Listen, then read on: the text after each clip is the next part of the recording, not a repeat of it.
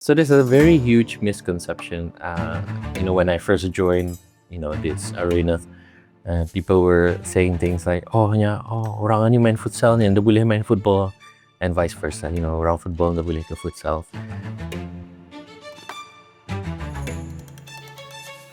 What was the thing that mungkin surprise you lah? Like sometimes kan, when people looking outside the position, looking senang sini, if I were to be the president, I will do this, do that. But in reality kan, when you were there, you see like different perspective. What surprised you? Like majority lah, we still actually view sports ni as a hobby. Kalau macam you look at other countries, football is the only way. They have to succeed. How do people outside the country they manage to make this into a billion-dollar industry kan? Yeah. And it's always trying to find the right balance. Balance is not good sometimes because we want excellence. Our people, our clubs, they want excellence. I get it, it's true. I want it too. The infrastructure was not there. The roadmap was not there. So who is responsible for this?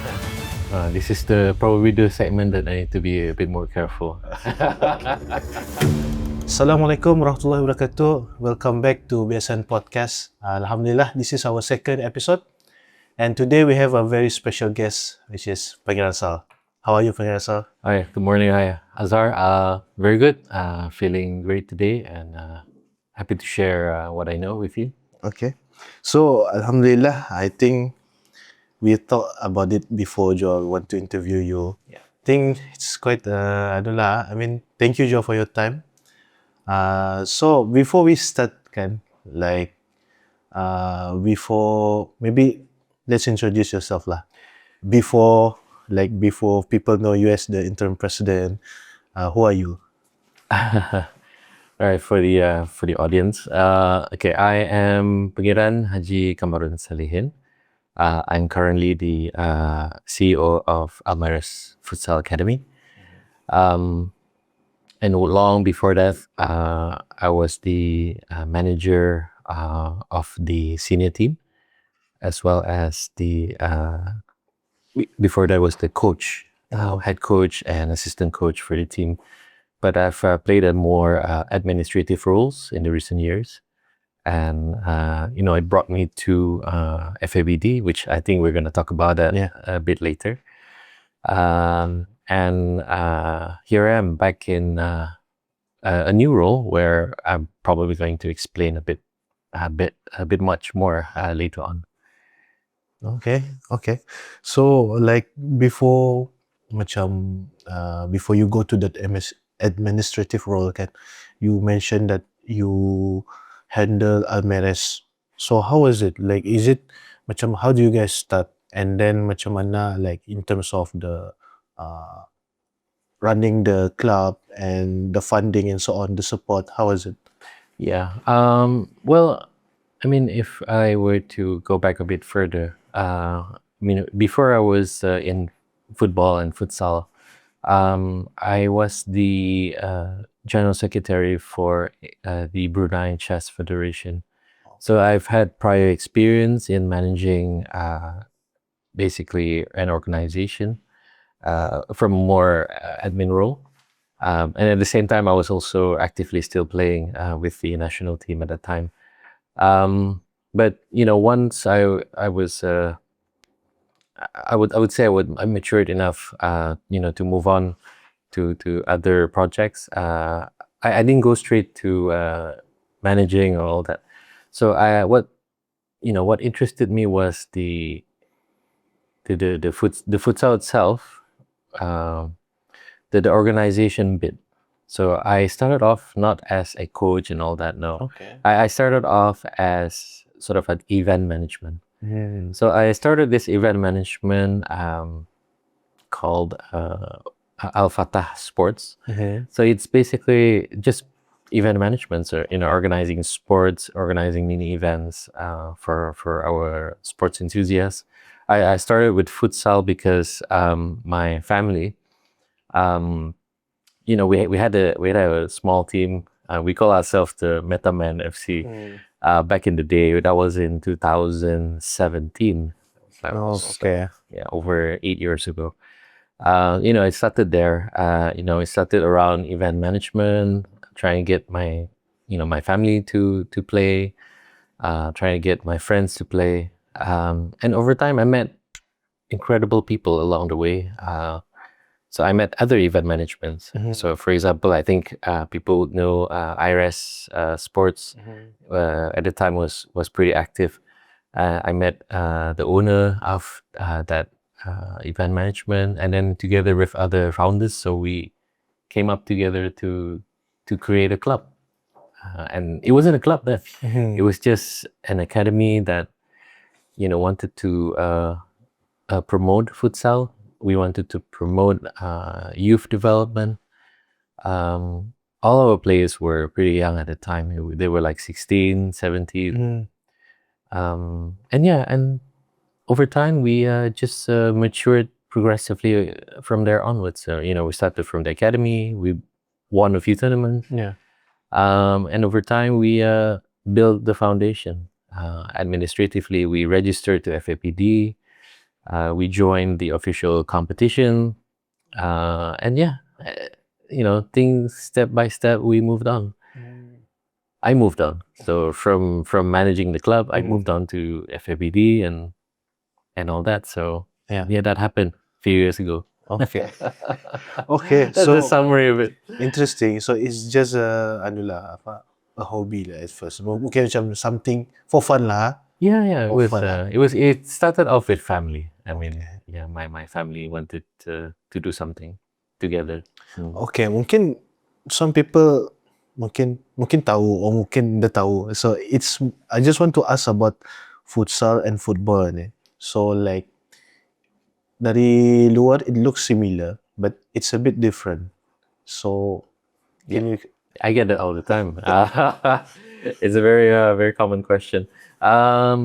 So there's a very huge misconception.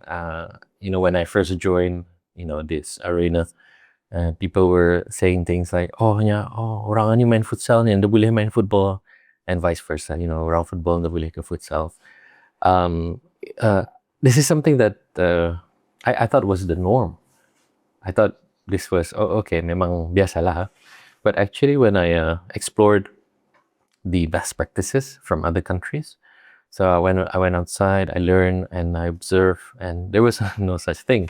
So I saw other federations, they encourage the cross sports between futsal and football, because there are things that you learn in futsal that you're not gonna pick up in football, and vice versa. So, for a child at a very young age, they encourage them to play both futsal and football. But many years later, eventually you're gonna have to pick one, professionally if you want to play. And they do, but they pick up the benefits from both sides. So I brought that experience here, and that was something that I try to educate coaches. I try to educate the public, basically, that futsal existed not as a separate sport. Historically, it existed because it wanted to promote and support football. So basically, as you said, they look similar tapi nya indah. But the reason was because it was invented in the 30s, because the South Americans, they felt that football was being conquered by the Europeans. Pasal badan lebih besar, lebih tinggi kan. So they need to be much better with ball on the ground. They need to be able to control it better than the Europeans. So they invented futsal. So futsal was meant to improve their technicality, improve their ball possession, and try to outmaneuver the Europeans. But over time, it became very popular. Became like basically the image of South American football. Then you have street soccer. Then you had kids playing in the streets and all that. It became a separate sport by itself. So, fast forward 50 years after that, we have a whole industry of just futsal. But The reality is, a lot of countries are promoting both because they understood that, if you want to improve individually as a player, you have to be complete. You have to have knowledge from both. Eventually, they might be playing in football. It doesn't matter. But kalau yang pernah main di futsal and they've learned the basics in futsal, it will benefit them. And, you see people like Neymar, you see people like Ronaldinho, Xavi, Iniesta, all people of the old. These are futsal players, and they just moved on, and they moved on to football. So yeah, that is my perspective, and I think that is what I'm trying to promote now in my current position. Yeah. Okay. So talking about football ni, so what does football actually mean to you, like personally? Oh, okay.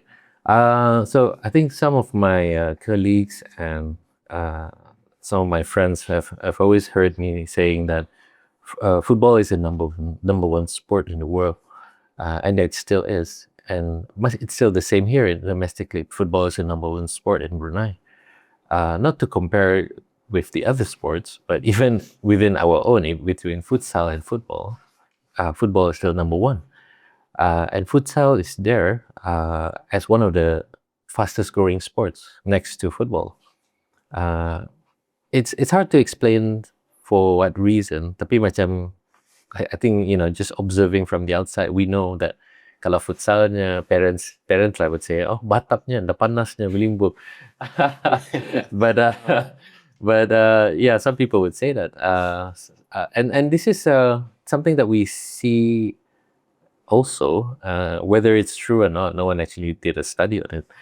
Tapi macam for example, macam Thailand, Thailand has a very similar climate, very similar season like Brunei, panas, hujan lebat. Yeah. And Thailand, comparing these two sports, futsal sama football, they're very much well off in futsal. They're like the top 15 in the world. But if you check their standing in football, it's not the same. It's quite far. Not to menjatuhkan any particular country, but this is similarly with other countries.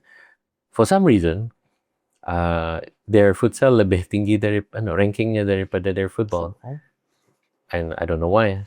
It could be cuaca. It could be like they're playing more indoors. I don't know. So these are things that are still something that can be questioned lah. But it's not true with contohnya macam Japan. Well, I don't know. Japan has 4 seasons. They play football main indoor je. They have facilities that's completely indoor. They have complete futsal facilities indoor also. So there's so many facets to it. So why a certain country is better at futsal, why a certain country is better in football, and we try to be better at both. Here. But I do personally, I think I do agree. Like football is one of the number one sports lah di Brunei, because macam it's just the engagement of people dari, I don't know, every district pun macam people know more about football compared to other sports. I'm not saying other sports is not there, so it's something that need to be lah. But then sports in terms of football ni, futsal, people can easily relate lah. I don't know, maybe mungkin because of people follow EPL and so on, maybe. Yeah. I mean that has been true for the last 30 years. We have club fans here and there watching EPL, but I think football have grown to be quite global. Kalau dulu, I remember my parents, my dad and my uncles. We primarily look at EPL, but nowadays, the world is so connected. Ada yang kenal EPL tu, ada yang prefer the Spanish league or Real Madrid. Yeah. They want to go Barcelona. Ada yang prefer other countries, Germany. But EPL they kenal. I mean, when you can watch it every weekend, they would prefer the German league, Bundesliga, and all that.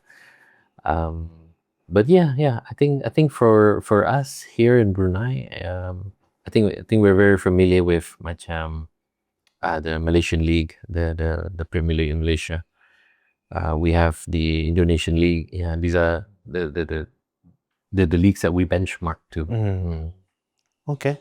So, moving on, let's talk about your time during your interim president, the FABD. Yeah.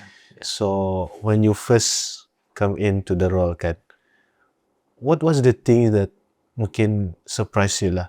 Like sometimes kan, when people, kadang maybe people looking outside the position, looking, senang sih ni, if I were to be the president, I will do this, do that.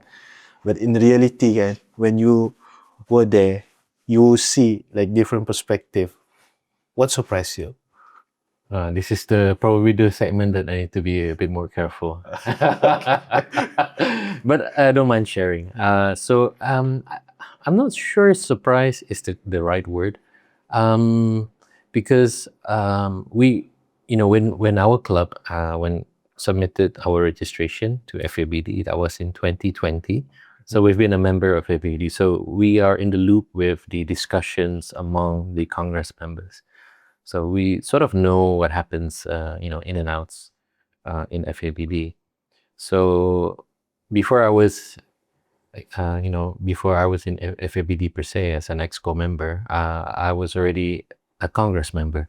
So I kind of know the issues that we had, and how in my head on how to improve or correct some mistakes. And then when I joined the EXCO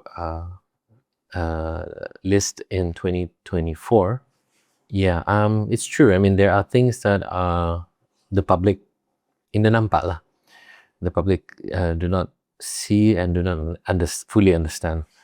There are things also within the Congress members, perhaps yang hindi berapa jelas, because some of these things are so complex.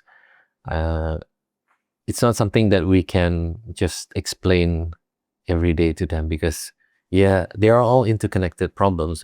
For example, you tarik something sini terkacau. You tarik something sini terkacau.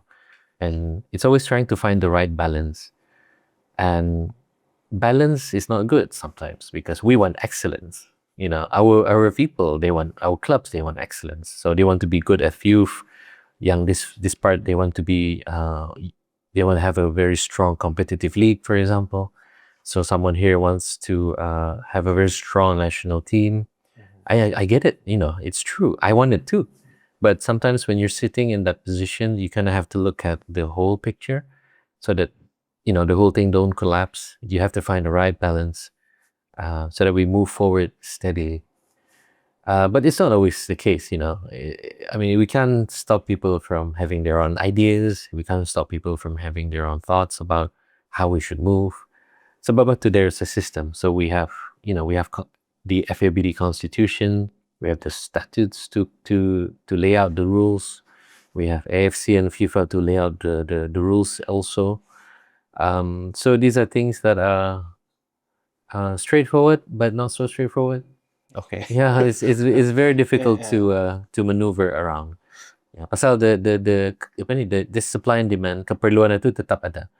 We have kids who are not so well versed. They need more exposure. They need more training. Tapi where are you going to get the resources? For example, tarik dari mana? For example. Yeah. So these are things that we try to slowly build when we were during my time in FABD. Okay. Yeah. Tapi so what are the, I think, biggest thing yang mungkin public langsung they don't expect lah. They don't expect. Okay, so one of the very common things that I've come across, especially in social media. So I don't respond to social media. I mean, obviously, you probably know. So one of the common things that people say is that, apa ni? Sayang saya duit kata niya to spend on these guys. The government should be spending on other sports and all that. While there are merits to these points. I mean, it's up to them. They have their own points, kan? But from FABD's perspective, we are funded primarily by FIFA. So the funding comes from FIFA. I can't remember what's the name of the budget, but there's millions coming in from FIFA and together with ASC. So these are our primary contributors. So we only get support from the government to a certain extent when we request for it. So there's a procedure to do that. And I believe there are also funding for specific things that we can apply to, especially on events. And I think the last funding that that I am aware of is on the official events. For example, ASEAN Indoor Games, for example. Yeah. There's SEA Games, there's SUKMA. So if Satu datang dari government. yes, sometimes they come from the government, and if the government decides to to send our athletes, it's really up to them. The more conventional our budget is from FIFA and AFC, and we attend the more annual events. So we call it the annual events. We have the under-19s, we have the under-16s, we have the AFC Cup, for example, qualifiers to AFF. These are the more core events, I would say, under FIFA. Okay. So basically about budget tadi kan, talking about budget today. So people always think the money always come from government, but in fact, it's usually come from FIFA, come from the AFC and so on. So is it similar? Like I don't know. I just want to ask. Is it similar for other association? Well, I was in another association before, so I was in Chess Federation, and we don't get a fixed annual budget there. So we receive subsidies for certain events. For example, in chess, there's something called a chess Olympiad, basically the World Cup for chess lah. Yeah. And there are subsidies available there, provided by the Persatuan Badan Catur Dunia. Oh, okay. That is as far as to my knowledge that I'm aware of, but I'm not sure about the other sports. So maybe their international bodies might have a different system to support the national countries. Okay, so in the reality is that it's not just the government is funding the association lah. So sometimes if you see the other sports, they are funded by the government. Sometimes they're not. And I think for football, it's quite unique that the money generated from the World Cup, from the FIFA Club World Cup, is enough to, I would say, menampung all the member states. It's billions of dollars of revenue, and I think you would understand the term broadcasting, right? Yeah. Revenue from the television, revenue from commercials. It's a lot. It's a multi-billion-dollar industry. So, memang there's money going around lah. And then they try to place it around different countries. So they invest on football. Correct. Yes, the investment to reinvest into football. Okay, so let's go back a bit lah. Talking about during your Almeres time itu kan, when you run that thing, the club. So in terms of funding, macam mana? Right. So when we ran our club, so of course sana lah macam kecil-kecilan lah dulu. I would say, everybody starts that way. So we basically go through a few procedures to acquire sponsorships. We have some, I would say, corporate support as well, where they would provide the sponsorship into return for some I would say exposure of their brand and so on. The usual stuff. And most of the time, it's enough to run our operation annually for the senior leagues, for the mini competitions, for the youth, and so on. And obviously, it's not enough to pay any salary. Hindi pa lang cukup to. But we do it, out of our own voluntary, passion to push this sport. Okay, because I heard I did talk to some other club owners lah before, Yeah. macam they spend sometimes berpuluh ribu lah. Correct. Macam, Yeah. but I think people don't really know that. No, people don't know. People don't know that football is when you build, especially when you're building, it's an investment. It's a lot of money injected into it. And obviously but not all of them do that. So that's why it depends on how Serious. how much you want to elevate yourself. Sometimes it's not just about money. For me, in the early days, I invested in people. So we focused on improving the qualification and the quality of our coaches. So sebab itu we promoted. So we diverted the budget to send these coaches to clinics. We try to push them to get their licenses. We tried to fill up the positions yang kosong lah at that time. So we wanted to have a kit manager. We wanted to have someone with skills in physiotherapy. And we send them off because I think FIFA had to offer online courses, and they're free that you can attend to, and to learn some of these things.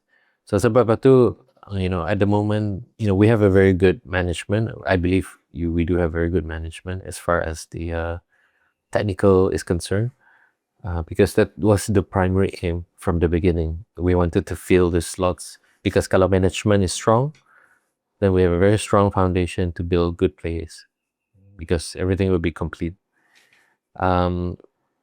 Tapi when you talk about money alone, memang it's difficult everywhere. It's not so easy to generate revenue in this setting lah. Okay. Tapi can you mention you approach other sponsors and so on? What do they actually expect? Macam in return, do they expect anything? Yeah. Well, the experience that I had, the sponsors that I would say approach, they're more to they're either friends or they have some sort of a collaborative idea that they want to do. Dorang pun kan mau jual their products, to us, the club, or through us to the fans, for example. So there's always going to be some sort of a win-win situation. Kadangnya the sponsors that we get, it's not always money. Sometimes it's in-kind things. For example, macam bottle. See, there's no belum ada label. For example, equipments like balls, there's agility ladders and so on. So these are things that are also by definition sponsors, not necessarily money. So I think just circling back to what I said earlier, that it's not always about money. So you want to improve your club, you want to improve your academy, you have to understand what you need. So sometimes what we need is barang, stuff, balls. Sometimes what we need is knowledge. We need to send this guy to courses. We need to send this guy to another clinic somewhere. This guy has to go sit down 60 hours for an online course. So for example, that really happened. So we sat someone down for 60 hours for an online course to learn the FIFA medical diploma. So there's an actual diploma under FIFA that is recognized, and they are qualified physiotherapists. Yeah. So so we register him for our medical officer for our senior teams. So yeah, I suppose trying to understand your own needs is important. You have to assess correctly. Okay, let's move on. So one thing that I noticed, like recently, I think last few months or last few weeks, talk about women football. Yeah. So women football, I think the past few years, it has, people try to push for women football. Tapi we don't really see much. But then what I understand, recently, they started to have the courses for women football, and then the referee courses, and even I saw some of the coaches now are doing some coaching lah sudah. So how was it like? I'm trying to understand during your time atau when you're trying to push this. Yeah. All right. So hopefully I don't get into trouble for this. So let's talk about women football. So I think a few years is an understatement. This topic has been going on for the last 15 years or maybe more. It's been a long time. But so what changed recently? So the discussion on women football has been going on for, as I said, 15 years, and throughout the different management presidencies and excos in the past, they have also worked there in their best capacity to promote women football. But I think we are all aware that there are, I would say not halangan, I would say, but there are certain rules that we have to follow, and there are certain limitations when it comes to women exposure in sports. In recent years, these are things are not related to football, but they are things related to women empowerment. So this is something that has been popping up quite strong in recent years. And there are a lot of women out there now, involved and active in sports, not just sports, but generally in fitness and in the gym and whatnot. And there's movement, I believe, nationally, trying to promote women in sports also. And football is one of it. So it's just one of those things. But I think the difference is that in football, there are, of course, with due respect to our religious rules that were in place back in the 70s, there was a fatwa that, to put limitations on that. And also, of course, it's continuously updated as well in recent years with regards to this rule. But in recent years also, there's been efforts to sort of try to meet in the middle. So we had a discussion, I believe, in 2025 with regards to women football, and we created a roadmap. So we called it the can't remember what it's called now. It's a women football roadmap. So we developed that sometime in Q1 of 2025. So the idea was that we wanted to create a phase-by-phase roadmap. So jangan mengajut lah, because I know this is not something that you can rush. Yeah. So we built a roadmap in phases, whereby we wanted to create education first, promote education among the coaches. We built the referees. We built the academy. We don't go straight to the national team.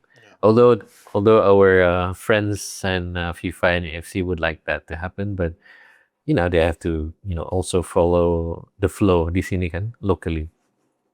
So sometime in May, we had the AFC Congress. We have the FABD Congress, and that was the moment where we included the agenda to approve the roadmap. And alhamdulillah, they did. They approved the roadmap for women football.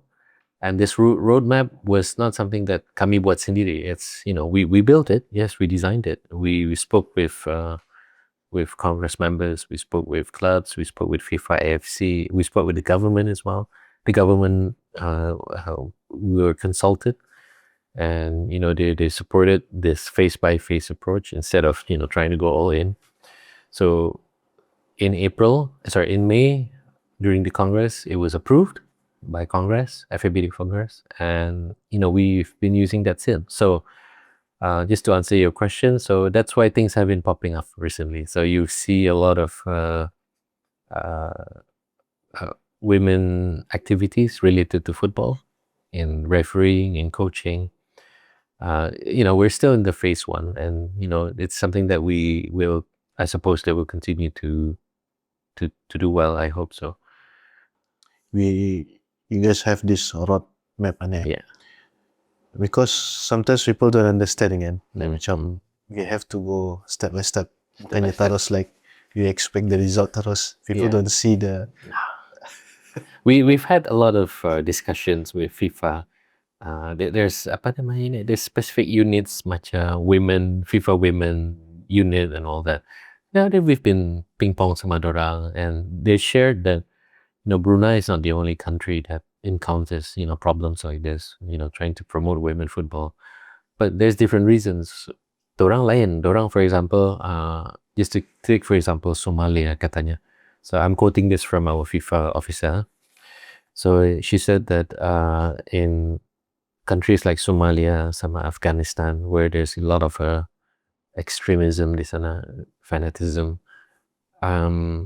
often kadang yang benda yang indah diingini lah, kidnappings happens. So it's not safe for women to play in broad daylight. So what they do is they support them by moving the event cross border. So sometimes orang main in their neighboring countries. Lepas main they come back lah. So FIFA, try to help these women to do that. And it's something that that's something that also crossed our minds before. We have neighboring countries who would be keen to conduct these events. And kalau regional lah, but cross border we have also connections in, for example, Miri. There's Miri Persatuan Miri. There's also in Limbang. So they have their own teams. They have their own activities. So we encourage them to just to mingle with them and get as much as experience as I can, and come back and bring it here. So itulah yang the common practices lah that we see. Yeah. Okay. So talking about your experience meeting dengan FIFA and so on. So I also noticed that you went outside like few events kan, and I think invited by FIFA as well. So macam when you went there kan, what are the things yang macam mungkin impress you at some point? Tapi at the same thing, at the same time, is that what are the things that you can bring back to football in Brunei? Yeah. Well, so the most yang paling tarang lah, I would say, is how sophisticated is the infrastructure.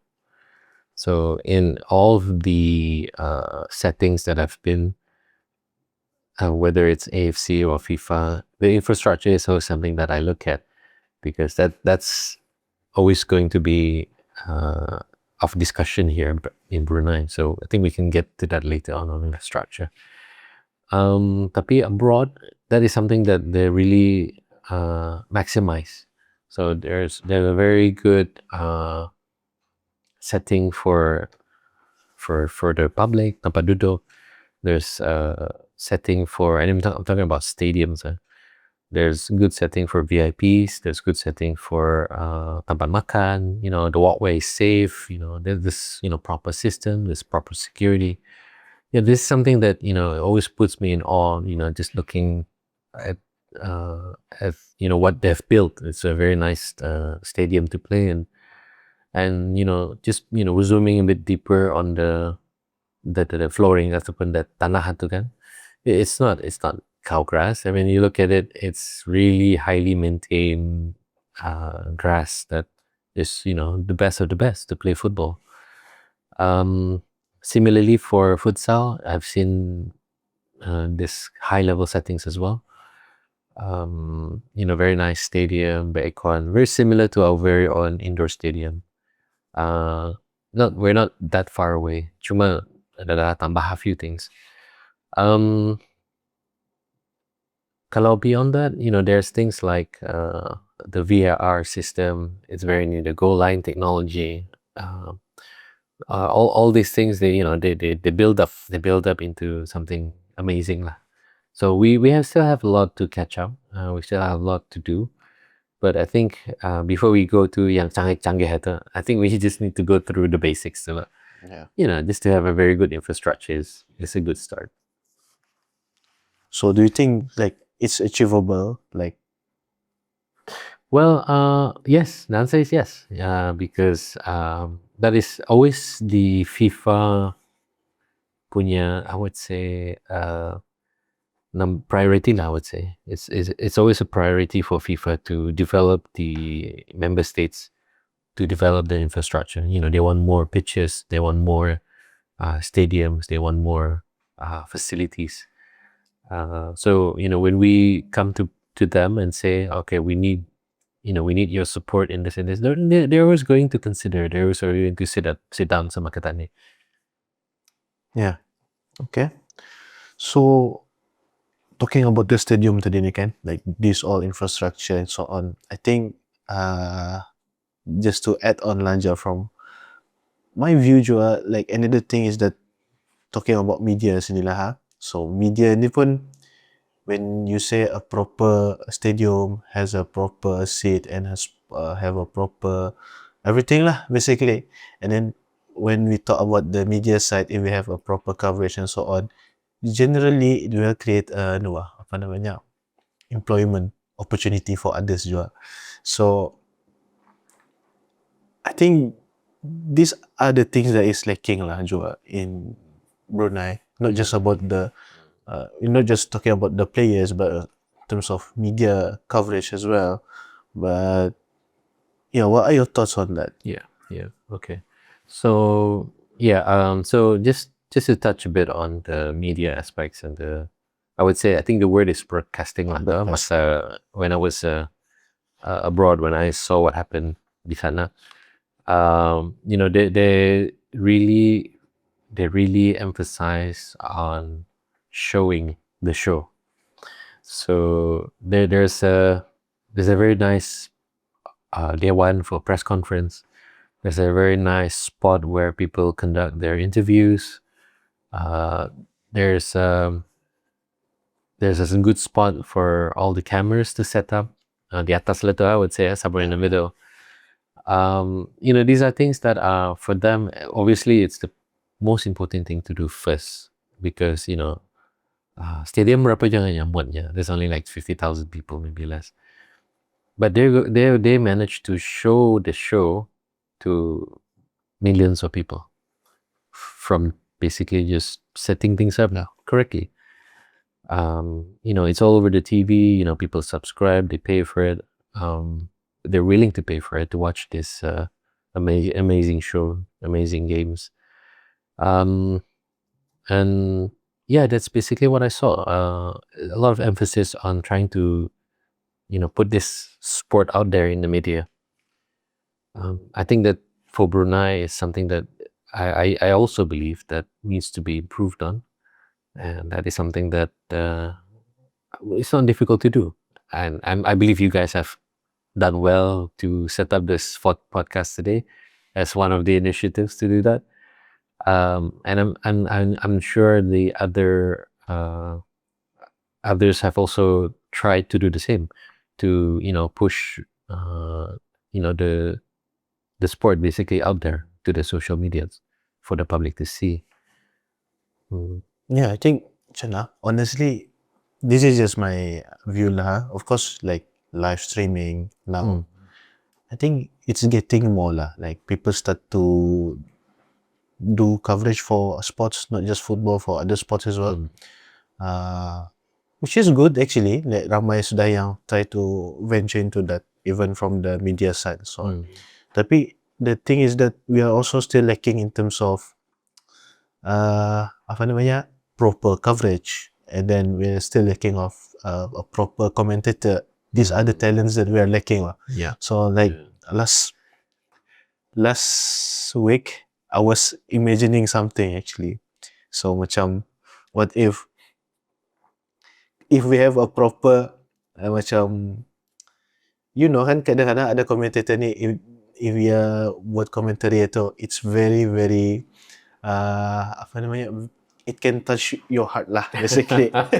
So we are lacking the talent and so on. So I think there's a lot of opportunity sebenarnya.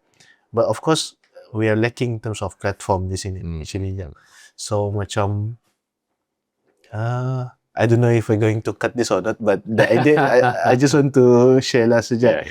Kira the idea is that macam media ni, it should go alongside with the sport as well. So I don't know, which one dah? Yeah, I mean, it's interesting you mentioned commentator today kan. So I remember many years ago, macam, you know, we when we watch EPL, you know, and the Arab punya version of the EPL, don't you rasa semangat, you know, watching the commentator, you know, rile things up. Oh, you don't understand it. I don't know what he's saying. But you feel it. You feel the semangat of the commentator just pushing the game through to us, and then macam, oh, you know, and then we see the action on the field together with the, you know, the commentator's voice. You know, it's a very good combination di sana. But sometimes ada juga we've seen macam there was this particular league lah, where it was very dull, very monotonous commentator. But it was very busy blang. Action, there was action here and there. And it was very monotonous. Yeah, I just changed the channel. I just couldn't follow. Wow. Yeah, I think a lot of people can relate to that. Yeah, because like macam nowadays, even from our side lah, we're doing live streaming of it. Recently we did for boxing. It's empty. I'm not saying the live stream I thought it's bad. It's good. It's just that it's still empty because no commentator and so on. Asal, I don't know. Is there a platform? I don't know if maybe anyone tahu juga, so you guys can comment. Because for me completely, there is no platform where you can learn about commentary. Unless you're working with RTV, then that's a different story lah. It's a very important aspect of the sport yang a lot of us overlook. Well, halnya it's actually the one that draws the views, draws the crowd. And I would imagine something like boxing atau, you know, it needs to be really, you know, really hype babis lah. Tapi kalau yang kosong, it's just a bunch of people, you know, watching each other. You know, the commentator, you know, really have to hidupkan that scene lah. Yeah, we do have MC lah during the event. Yeah, it's like apa namanya, engaging lah. It's just that people viewing from the live stream kan, it's empty lah. Yeah, but you know, actually, yeah, you're right. Actually, now that you mentioned this, because you know, I've had experiences before where I'm live at the stadium. I was there. It was empty. Stadium was not filled. It was like really quiet. Tapi I switched on the live, like commentary was like, oh, it's like, oh, you know, really didn't match what I'm seeing. You know, the game is good. The game was really doing very well, but the crowd kosong, empty stadium.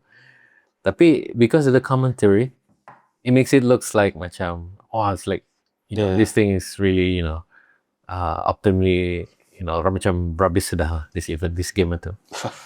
Yeah. You know, it's something that I guess you can look into, commentary. Because like honestly, from us, it's not just the commentary lah. It's not just the live streaming lang. It's just one of the important aspect lah in terms of media, especially in sports. There are a lot of things, especially when we talk about sports media ni, people don't know siapa the athlete, siapa the players kan. So people want to know the stories.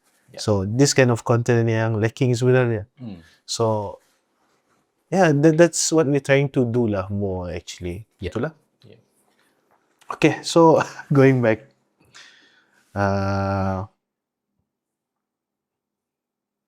talking about media tadi kan. So what if sekiranya one day, like what are the way or the plans to actually make football league to have a proper media in your view lah? Yeah.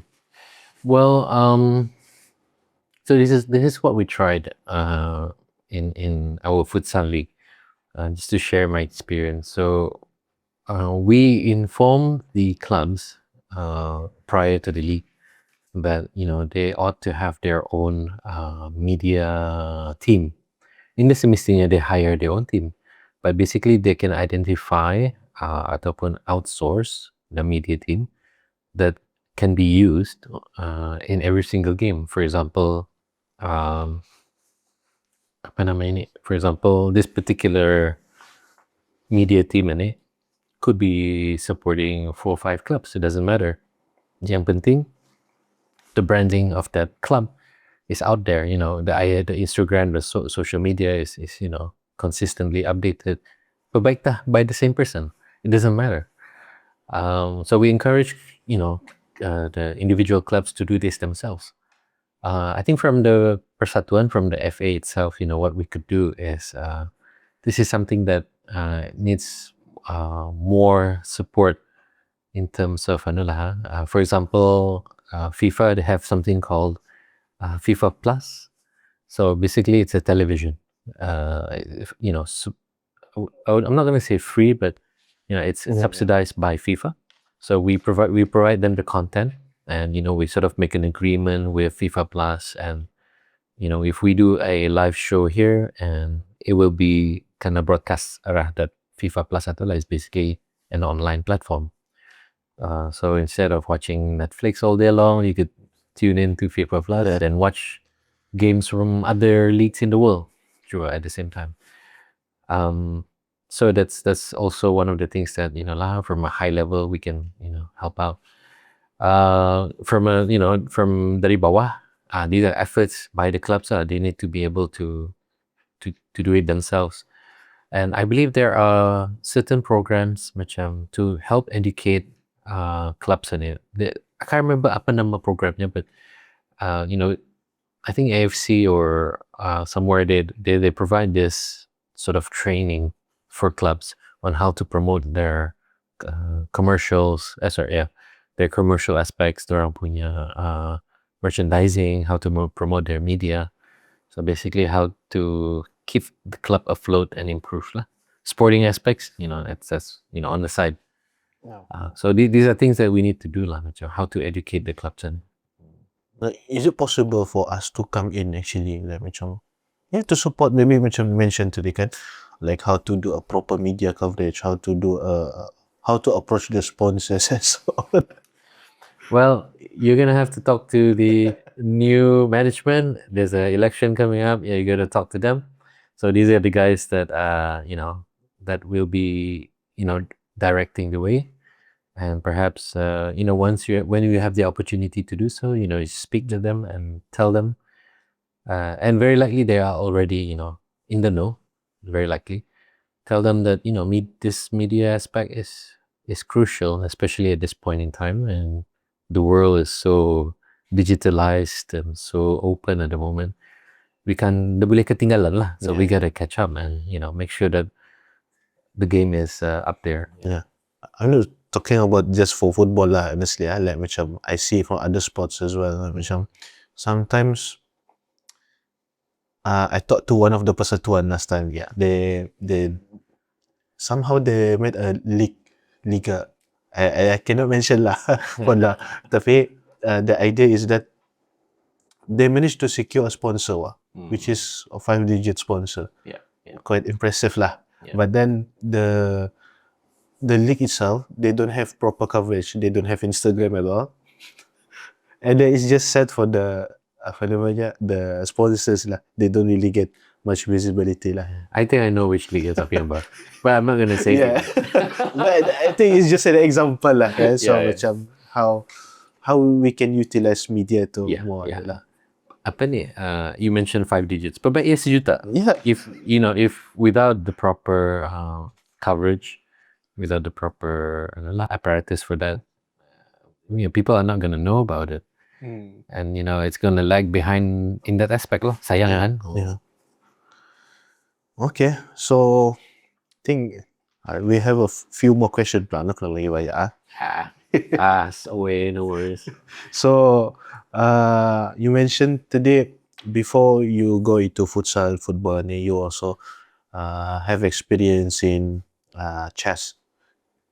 Yeah, so what are other sports, I think, from your perspective that have potential to actually grow and maybe represent Brunei and Najwa other than football? there's two that comes to my mind. Actually three. Obviously, football and futsal is, for me, it's the first thing that pops in my head. The other one is the individual sports. It's not something that is a future anymore. It's here and now. We see a lot of our individual sports, without naming the sports, but individual sports who are excellent athletes. They will groom dari damit to up to a point where they can now compete at regional level, and even Asia punya level they can compete. And these are the guys that really needs the help of the media. People from your side, should really come to them and really support them. Because dorang ini, they're not a club, they're not a team, bukannya kampung mana. They're athletes as a person, and that's something that needs to be supported lah. Their name is their brand name. Yeah, and the sport is something that they're promoting. So, for me, this is the second thing lah, individual sports. And for me, the last one is, I think I would see in the next 10 years, 5 to 10 years, is that esports is probably one of the things that we're slowly building up.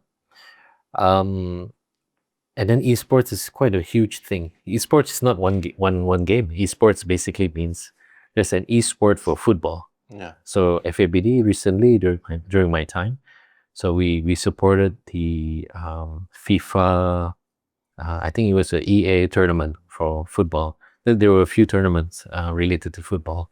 Esports, main game lah basically. Yeah. And sambutannya is pretty good, and people really enjoyed it. And you look at our regional achievements. So I think it was in 2024 or 2025 that Malaysia is the world champion for one sport, football ja, and Indonesia is the champion for another sport. So basically, we're masters of gaming. Yeah. And at a particular point in time, we were masters of our region lah, basically representing ASEAN, I would say. So yeah, there's huge potential in esports, not just for football, but there are others, other games, other genre that is potentially we can do very well in. And these are the ones I would say quite easily to broadcast, I would say. Broadcast and to show to the public. And plus our new generation, the new generation now I feel that they're more inclined now to, they're moving that way. They're more aware of the esports part. But yeah, these are the three things for me. So I still have firm belief that football, futsal, we can go a long way. We can still compete and chase after our neighbors. I mentioned before that the individual sports and then esports. So these are the three things for me. I believe this can go far. Yeah. Okay. So outside of I know like football ni has a lot of impact lah on your life lah ha. Tapi kirakan what if sekiranya football ni nada like you bukan football nada, I mean you are not into football sekiranya like you're trying to do other things. If I were to do other things, Yeah, what would it be? Very hard question to I would probably be spending my days gaming, maybe, perhaps. I don't know. I'm too old for that, I think. I'll probably be part of the one of those guys promoting esports, maybe. Who knows? I would probably be back supporting the chess development for the children's. Yeah, basically, if I were not in football or futsal, I would probably be in some capacity to help the grassroots, the youths.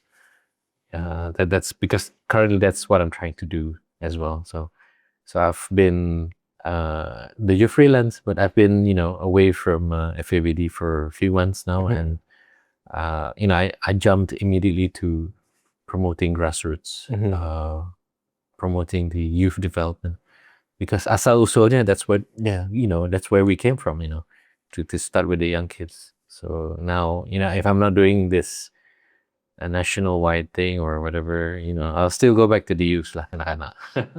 Okay. Okay, so let's go back to football again. Yeah. So what are one thing yang what is the one thing that frustrate you the most about football ni? Mungkin macam it can be anything lah. Maybe the issue kayak anything lah. Mungkin from the public kah. I don't know. A frustrating thing, eh? Like macam maybe you want people to understand something. I see. Actually, there's not one particular thing. Banyak pun lah. Yeah. There's a lot of things that needs apa namanya ni? Attention. That needs attention. Yeah. But I think I can mention a few. One is about mental preparedness. So sometimes we have our kids di sini kan. They're well prepared. Not as well as our counterparts abroad lah, but well enough. We see them train well, they eat well, and they perform on the pitch. Macam what you would expect lah of their age, for example, kanak-kanak. But when they are sent abroad, when they had to face their counterparts out there, the mentality changes. Mentally, they could not compete. Okay. Physically, no problem. They're fit. Yeah. They can run, chase the ball around. But tapi when it comes to mentality, the hunger, the drive, hindi sama. That is something that we still need to solve. Kalau macam you look at other countries, without naming the countries, so some of them they have nothing else in their life going on. Football is the only way. They have to succeed. They have to do well. Kalau hindi, they have nothing else. So there's hunger, there's drive di sana. And these kids, they understand it. They understand the struggle of their parents. And they do whatever they can, especially this opportunity yang maybe they're never going to get again, to play at a international or regional stage. So they go all out. This is something that a mentality that yang perlu, we have not matched that mentality yet, especially in our young kids. Our senior boys, they're okay. Our senior boys, over time they learn. Over time they become more mature to face that kind of mentality. Tapi how to jumpstart the young ones to reach that? That is something that we need to solve lah. The mind, how to ice break that mind. That's one thing. And then the other thing is I see there are gaps in our competitions. And of course, this is not something yang I would say bukan salah siapa-siapa lah, but this is just something that we need to solve together. So we have a lot of academies yang running the show right now. Without naming those academies, but there are a lot, banyak actually, football academies, futsal academies. There's like 20 plus or almost 30 academies in the country. And they promote youth grassroots up until 12 years old, 13 tahun, But there are certain gaps between umur 12 tahun sampainya 16 tahun. There are gaps where yang I would say kita ni become ketinggalan lah. Okay. So when you look at under 10 players, you compare our under 10 players di sini in Brunei, and you just bawa dorang lah, just bawa belayar, and let's play somebody in KL, for example, play somebody in Jakarta. You would see the level itu hindi berapa jauh. They play, the match. Tapi give or take 3, 4 years, ketinggalan. Why? Why are we like ketinggalan, when we face them at 16 years old again, so far behind, ketinggalan? Why? I don't I don't understand. It's probably katanya kurang competition ka. Probably was the mindset problem. Probably they didn't receive the right training. So there's a lot of things going on this and that we don't know about. Macam mana boleh? Umur 10 tahun, we can match them. Umur 16 tahun, we're ketinggalan. How come? What happened 5 years in? So this is something that we need to solve. So I think, there's no one answer to that. Yeah, I think I do agree lah about the mental preparation. Tapi not just that lah, I think in general lah, like the perspective towards sports itself, like majority lah, we still actually view sports ni as a hobby lah. Yeah. Which dia pula salah. I mean, ada salah. Like macam, I understand why people say that. Tapi at the same time, macam, how do people outside the country they manage to make this into a, as you mentioned earlier, billion-dollar industry kan? Yeah.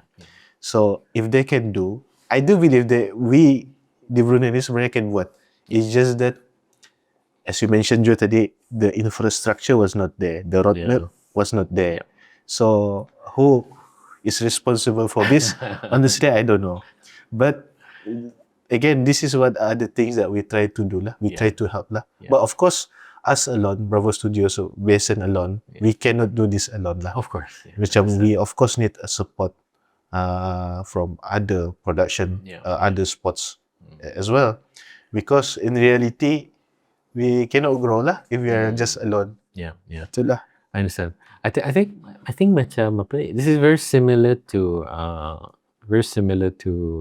it's not just you saying this. I mean, it's very similar to more bigger corporations around the world. Macam they protect their competitors. They support their competitors. We compete, tapi we support also each other, because without your competition, without these people enabling your industry, in negara, so you got to work with the other broadcasters or media teams, with the other studios to get there. You compete with each other, tapi macam naikkanlah the industry macam. Yeah. But I think you're thinking along the right way lah. I believe you are. I like to believe so. But actually, I wanted to discuss pasal you mentioned just now pasal parents kan, and you are referring to parents, betul. So we maybe as a child, kanak-kanak lah, maybe their perspective would be different. They get good at something, football or futsal, or they might be good at a certain e-sport. In their mind, I'm gonna do this forever. I'm gonna be the best. But nilupay homework. No, you're grounded. You gotta prepare for it. Okay. I suppose that is something that is one of the things yang that does affect child's development lah juga. So who do we educate this in? It's actually the parents. So our parents now, masa ni, are more in tune. They're more lebih memahami the concept of sports, the potential of being involved in sports, and they're the ones yang membawa their children. Then without them, the kids don't get to go out. Yeah. So during my time here, I managed to speak with one of the universities. So one of the things that I discussed with them is the potential of opening up something called a sports scholarship. So the sports scholarship is it's not new. It's actually macam, if you look at the Americans, they have the NFL, they have the they have college, inter-college competitions, tournaments and leagues that is $1 billion industry also. Padahal university ta. Belum lagi their professional leagues. But it's a pathway. So they created that roadmap, the pathway, where if you get good in your sports and your studies together, you get into a good university. And if you get into a good university, people are gonna look at you. You're gonna get good contracts. So that's how they built their ecosystem di sana. And that was something that I wanted to do, at a smaller scale lah. For example, macam I wanted to get the tuition schools, to jump in, macam for example, just to provide, I would say mini scholarship lah. Macam for example, this child yang doing very well in sports, and then ia dapat a slot lah basically in the tuition school to help promote and help him in his education. And I spoke with the university, ni yang di penghujungnya tu, itu masa damit tu. Yeah. The penghujungnya, can we get something like a sports scholarship where, we have good athletes that are also good in their studies. Dorang dapat masuk kemari to be part of the university, so they don't have to pay fees, they don't have to pay, they get certain privileges to continue their athletic career lah. They said okay, it can be done. But yeah, it's something yang perlu materialize. We need to sit with the right authorities also, the government, how to materialize this idea. And I hope to be, able to have that opportunity to do that one day. So education and sports need to come together. Because parents yang mesti ditunjuk to show that, okay, well, you do well, uni is waiting for you. Yeah, basically that's the message. That's the message. Yeah, so itulah. So the parents will be like, okay, I'm gonna send my kids, he's gonna get a free tuition school, and he's gonna get a free, at the end of the journey, he's gonna get a free tuition in university, and his future is somewhat secure lah at some point. Kalau yang akan go into the working industry, okay, that's fine. Kalau yang teruskan his career, that's good too. Yeah. So itulah. Yeah, I mean I do agree lah. Macam maybe not just the sports side lah. They talking about media. Macam maybe why we're lacking in terms of the tadi we mentioned about commentator and so on. What if we turn these kids and can they run their own sporting event in school? Why don't we teach them how to do content, how to do coverage, and even do commentary? It's okay. Like macam it's okay to actually macam make mistake throughout that's the whole point of going to school again. I don't know. It's just an idea lah. Maybe. I think I like that idea. It's like trying to organize a clinic kind of thing.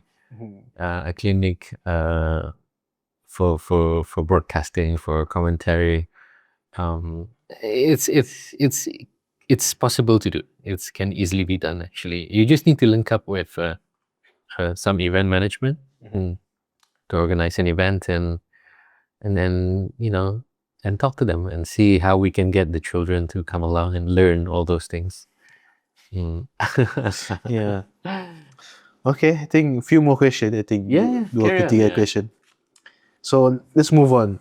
Football, Brunei football. Yeah. So Brunei football in 10 years, how do you see?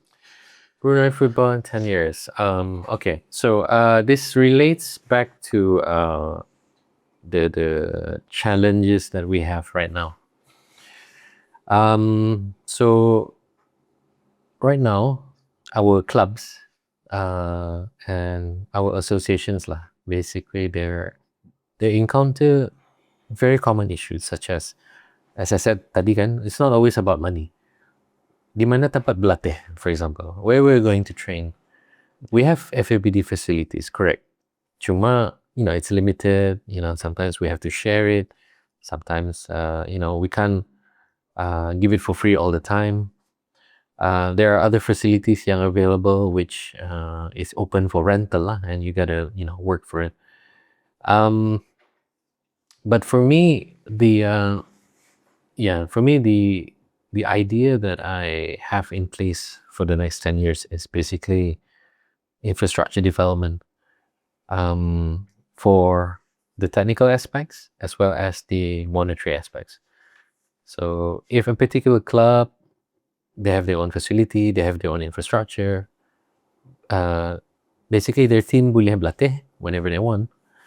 At the same time, they would be able to generate revenue as well through the facility. So again, it's trying to create that ecosystem. And then once you have the padang or field, lepas main dorang makan di mana? For example, maybe you can have your own healthy cafe area where they can go and eat and buy whatever yang bagus di sana. And then tomorrow, where are they going to recover? Maybe you can have a small pool for recovery in that infrastructure. So these are things that are built, in phases. Sometimes sekaligus. And I saw this. In Johor. So during my trip to JDT, punya facilities, they have all this. They have a sauna room, they have a swimming pool, they have a gym, they have a recovery room, medical room, they have a theater for classroom. They have, obviously they have a training ground that is like, I don't know, like 10 training grounds so back, next to each other. So it's really amazing to see. But, we don't have to go to that extent yet. Tapi macam, just to have these little things in place, like a checklist, then this club or this persatuan would be quite well off, sudah. And, the future is secured for me if we manage to help them that way. So that's 10 years. Yeah. In 10 years. Maybe you can ask me again in 10 years. If we get we'll to sit down again. And then, in 10 years, maybe we can talk about it again. Yeah, see what happens. To Canada. and talk about the next 10 years after that. So Okay. So far you have answered all the questions lah. Like before we end lah our session, what for the people yang melihat this podcast, what are the one thing that you want them to believe for the future of football in Brunei, or maybe in sports generally? Well, having been around for some time, I've came to understand that I think the sporting culture, I think that's the right word for it. The sporting culture is something that that we need to work on. When it comes to macam semangat apa, we always have semangat. But the sporting culture is where you want to have these guys to, to believe that, there's a future out there for them, for our young kids, for the parents that is leading the young kids. And that, at the senior level, we need to be culturally and, believe that kita ni dapat compete with our neighbors. It doesn't matter who they are. I know there are clubs di sini, without mentioning any names, they compete abroad. They compete and then they can compete abroad. Bukannya in the dapat, we have our local players who, as a team, they play with, foreign teams. They play with foreign players. We're not that different. We can challenge. We can challenge them. And then when it comes to the industry itself, compare 10 years back, I think we are quite far ahead. We want to compare, for example, Borneo, for example. We've done pretty well on certain aspects. And, hopefully this improvement continues for other things as well. So yeah, for me, for the future, I think we need to fix that. We need to fix our mentality. We need to fix our sporting culture on one thing and believing that, we can do well. Because if you don't, then, we're never going to get there. You got to believe that we can and, work towards it. Yeah. Have the discipline to work towards it. Yeah. That's all. Thank you so much. That's it for our session. Thank you very much. So, for you guys that is watching Berawal sampai habis ni, make sure to subscribe, make sure to share this podcast, and we'll see you on the next episode. Thank you.